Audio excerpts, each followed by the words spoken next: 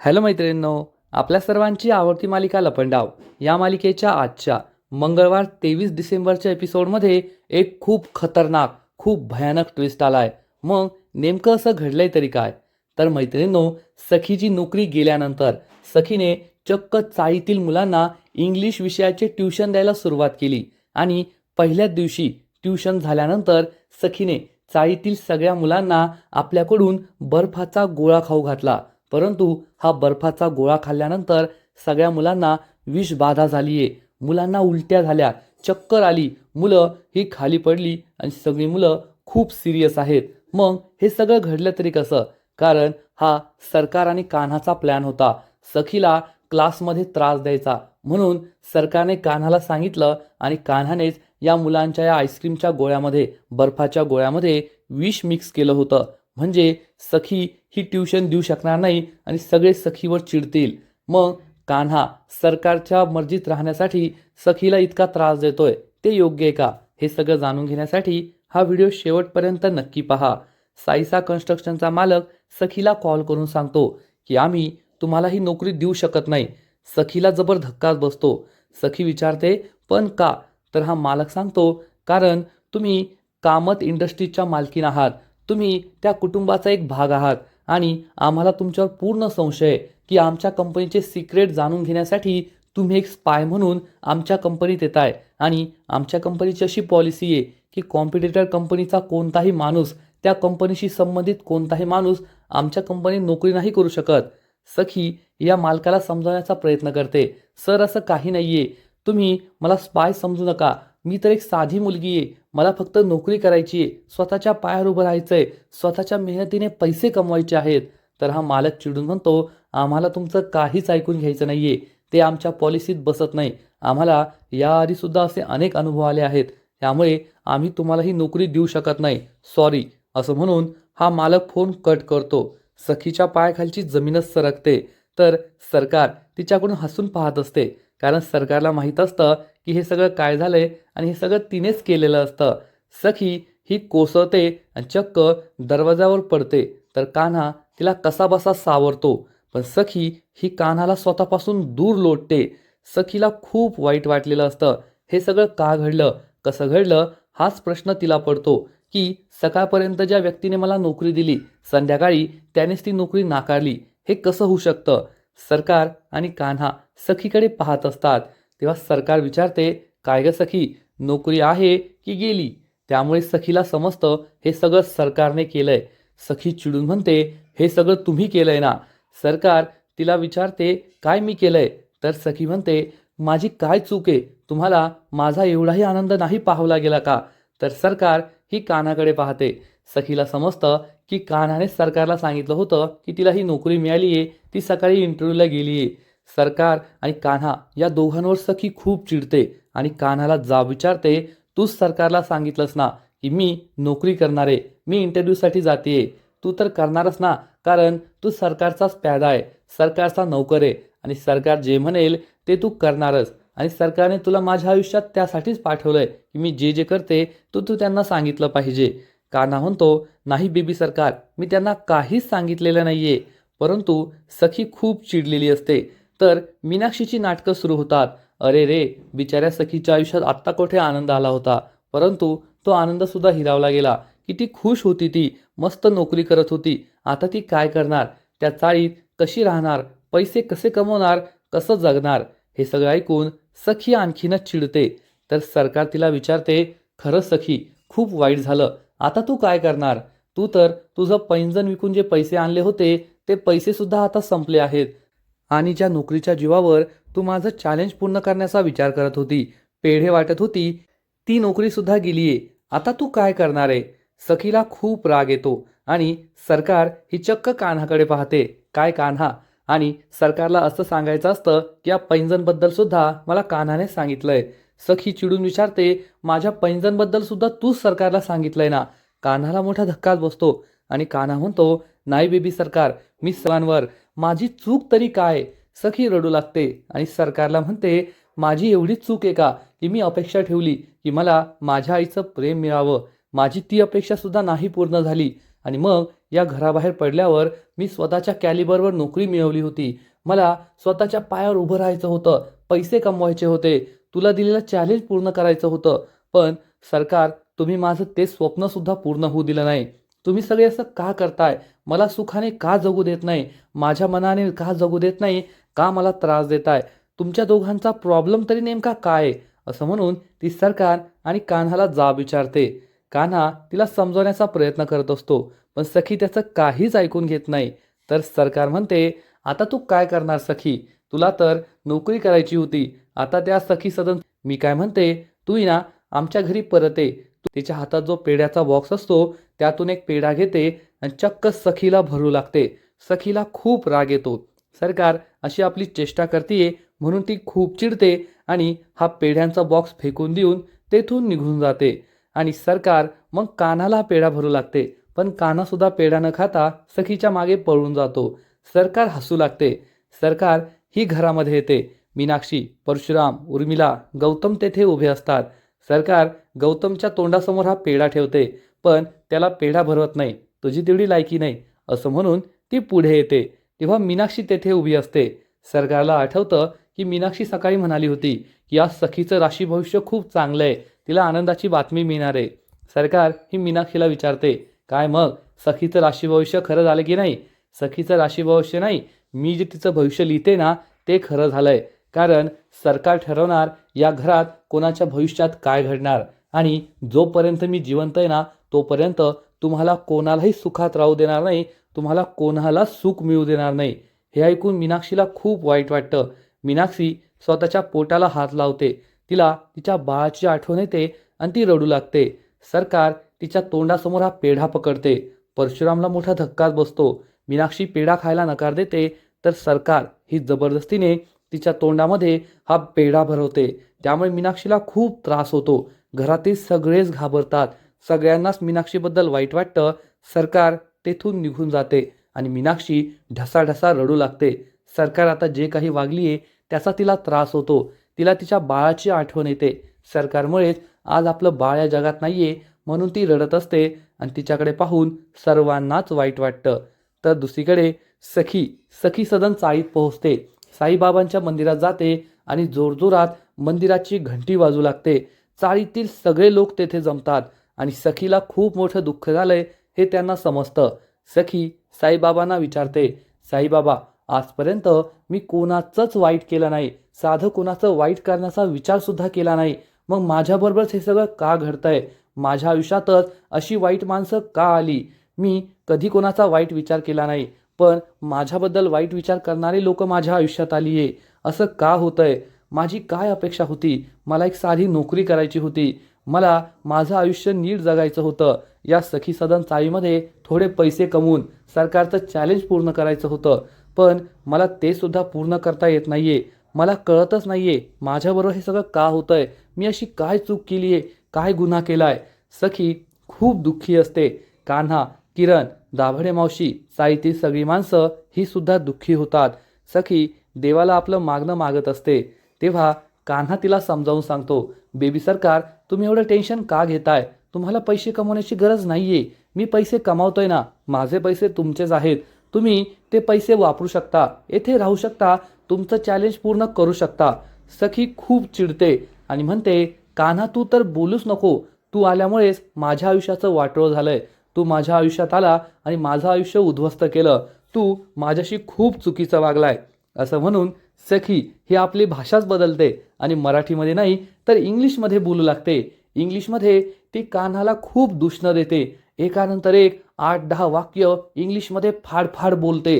रागाच्या ओघामध्ये ती सगळं इंग्लिशमध्येच बोलते आणि हे पाहून कान्हा तोंडाला हातच लावतो. त्यानंतर डोक्याला हात मारून घेतो आणि म्हणतो, अरे बाप रे, माझी बायको काय भारी इंग्लिश बोलली.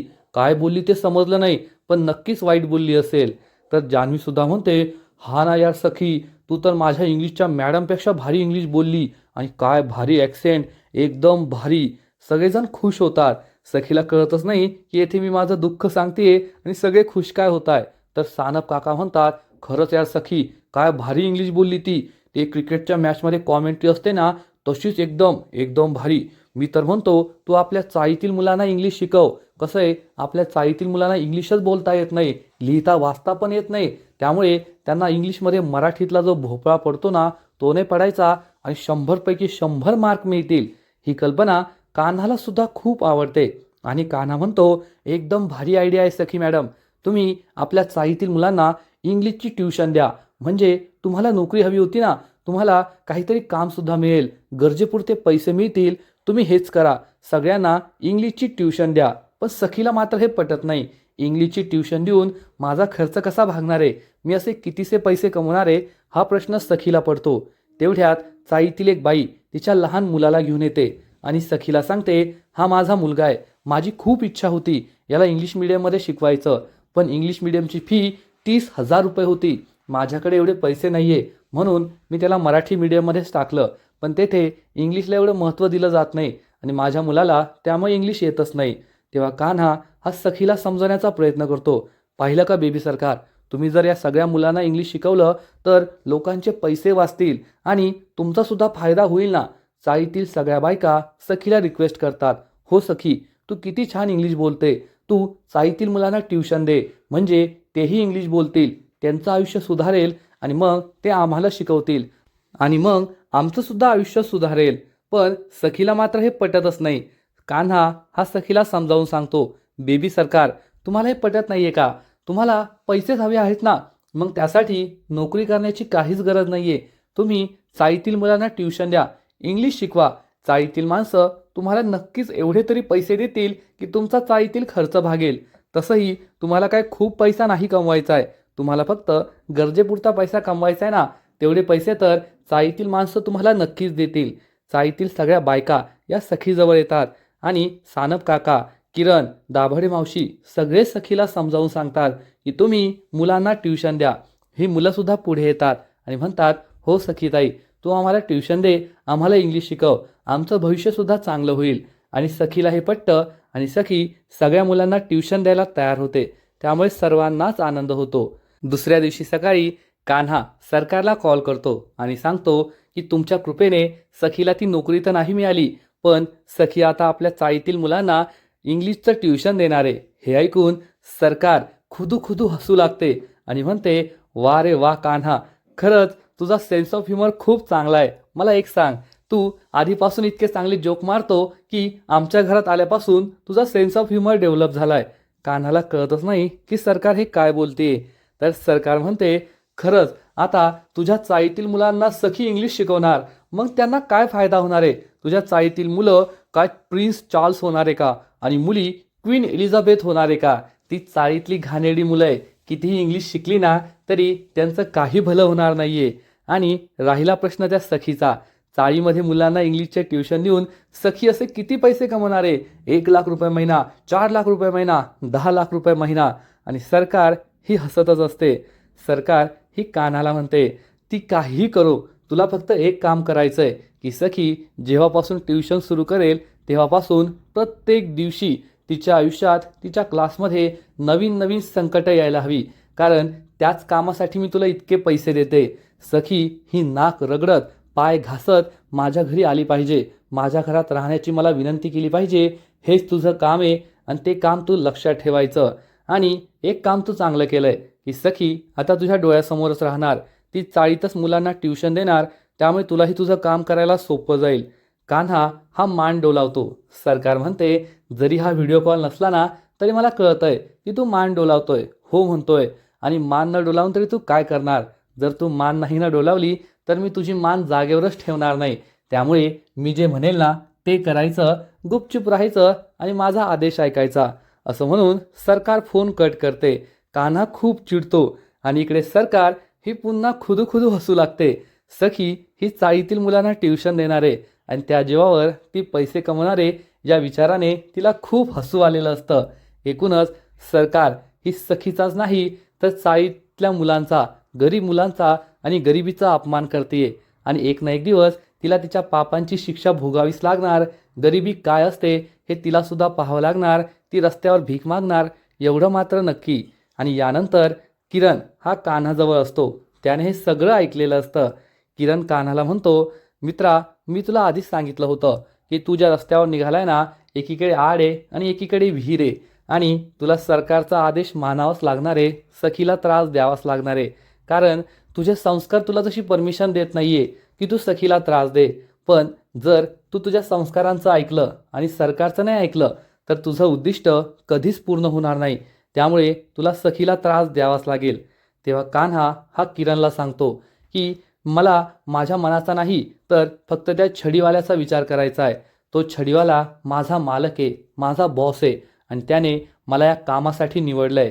त्यामुळे तो जे काही म्हणेल ते मला करायचं आहे आणि त्यानेच मला सांगितलं आहे की तुला सरकारच्या मर्जीत राहायचं आहे, सरकारचा विश्वास जिंकायचा आहे आणि त्यासाठी मी काहीही करू शकतो. आता तो छडीवालाच माझा माणूस आहे, माझा बॉस आहे, माझा देव आहे आणि तो जे काही सांगेल तेच मी करणार, असं कान्हा किरणला सांगतो. म्हणजे एकूणच आता कान्हाने स्वतः कबूल केलंय की हा छडीवाला माणूस त्याचा बॉस आहे आणि कान्हा त्याचा नौकर आहे. मग हा छडीवाला बॉस नेमका आहे तरी कोण? कान्हाचं सत्य नेमकं आहे तरी काय? आणि कान्हा सरकारला बर्बाद करण्यासाठी का आलाय? ही उत्सुकता दिवसेंदिवस वाढतच चालली आहे, एवढं मात्र नक्की. पण आता कान्हाने ठरवलंय की सरकारने सांगितल्याप्रमाणे तो सखीच्या आयुष्यात अडचणी निर्माण करणार. मग आता सखीच्या आयुष्यात तो नेमकी काय अडचण निर्माण करणार हे पुढे आपल्याला कळणार आहे. कारण थोड्या वेळानंतर सखी ही सखी सदन चाळीमध्ये जे साईबाबांचं मंदिर असतं त्या मंदिराच्या अंगणातच आपली इंग्लिशची ट्युशन सुरू करते. तेथे जान्हवी, किरण, कान्हासुद्धा असतात. सुरुवातीला 5 लहान लहान मुलं येऊन बसतात आणि सखी त्यांना सांगते, आता तुम्ही सगळ्यात आधी एक काम करायचं. याआधी तुम्हाला जे काही इंग्लिश येतं ते सगळं विसरून जायचं. या लहान मुलांना आश्चर्याचा धक्काच बसतो आणि ते विचारतात, आम्हाला जे येतं ते पण विसरून जायचं का?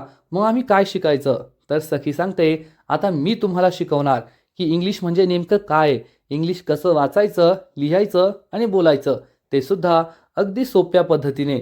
आणि सगळी मुलं ही उत्सुकतेने सखीकडेच पाहत असतात. कान्हा, किरण, जान्हवीला सुद्धा आश्चर्य वाटतं. तेवढ्यात एक लहान मुलगा तेथे येतो आणि विचारतो, कॅन आय कम इन? सखी त्याला म्हणते, कॅन नाही, मे आय कम इन म्हणायचं. तर हा मुलगा कान्हाची स्टाईल मारतो, हा तेच ते. तर सखी चिडून म्हणते, तेच ते नाही, ते वेगळं असतं. गुपचूप येऊन बस आणि पुढच्या वेळेपासून मे आय कम इन म्हणायचं. हा मुलगा हसतो, सखीसुद्धा हसते. सखी आपल्या ट्युशन क्लासमध्ये खूप खुश असते. तिला आनंद झालेला असतो की ती लहान लहान मुलांना इंग्लिश शिकवतीये.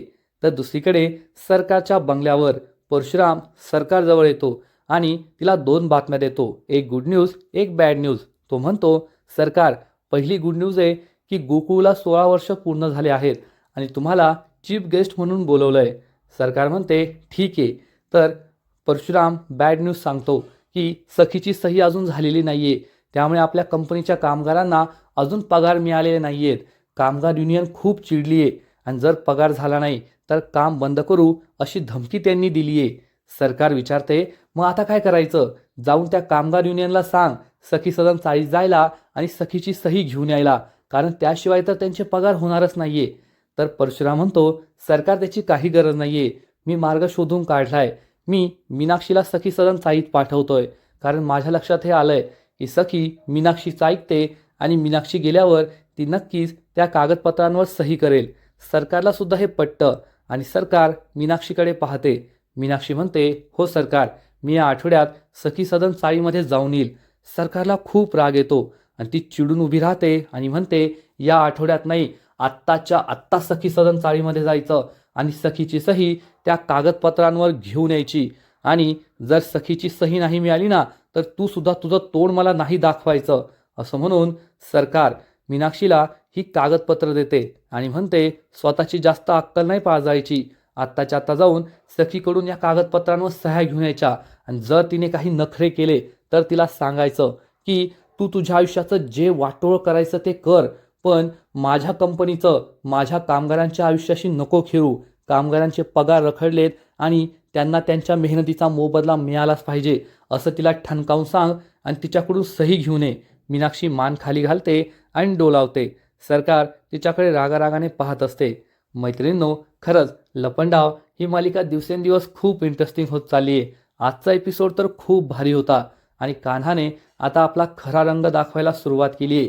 आजपर्यंत सखीच्या प्रेमाखातर तो सखीला त्रास देत नव्हता, परंतु तो आता सखीबरोबर खूप मोठा विश्वासघात करणारे, सखीला खूप मोठा धोका देणारे. मग नेमकं असं घडणार तरी काय? पुढील एपिसोडमध्ये आपण पाहू. आता झालीये ती या आईस्क्रीमच्या गोळ्यामुळे, बर्फाच्या गोळ्यामुळे झालीये. मग यामागे कान्हाचा हात होता की सरकारचा?